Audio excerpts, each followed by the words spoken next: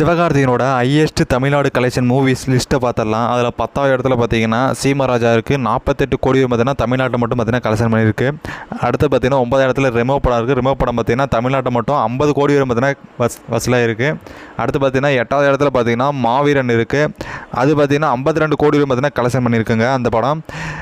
7வது இடத்துல பார்த்தீங்கன்னா வேலைக்காரன் படம் இருக்குது. அந்த படம் பார்த்தீங்கன்னா தமிழ்நாட்டை மட்டும் 58 கோடி பார்த்தீங்கன்னா வசூலாக இருக்குது. 6வது இடத்துல பார்த்தீங்கன்னா நம்ம வீட்டு பிள்ளை தான் இருக்குது. நம்ம வீட்டு பிள்ளை தமிழ்நாட்டில் மட்டும் பார்த்தீங்கன்னா மொத்தமாக 60 கோடி பார்த்தீங்கன்னா வசூலாக இருக்குது.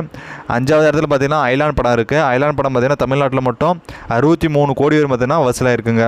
4வது இடத்துல பார்த்தீங்கன்னா மதராசி இருக்குது. அந்த படம் பார்த்தீங்கன்னா தமிழ்நாட்டில் மட்டும் பார்த்தீங்கன்னா 65 கோடி பார்த்தீங்கன்னா வசூலாக இருக்குது. 3வது இடத்துல பார்த்தீங்கன்னா டாக்டர் தான் இருக்குது. டாக்டர் பார்த்தீங்கன்னா 76 கோடி பார்த்தீங்கன்னா தமிழ்நாட்டில் மட்டும் பார்த்தீங்கன்னா வசூலாக இருக்குது. 2வது இடத்துல பார்த்தீங்கன்னா டான் மூவி தான் இருக்குது. டான் மூவி தமிழ்நாட்டில் மட்டும் பார்த்தீங்கன்னா 88 கோடி பார்த்தீங்கன்னா வசூலாக இருக்குங்க.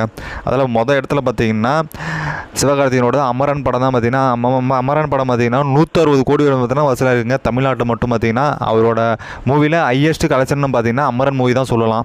இது ஒரு மேஜிக்னு சொல்லாங்க. அந்த படம் மட்டும் இல்லைன்னா அவர் 100 கோடியில் பார்த்தீங்கன்னா இது வரைக்கும் தமிழ்நாட்டில் எந்த படமுமே அவரோட படம் கலெக்ஷன் பண்ணலை.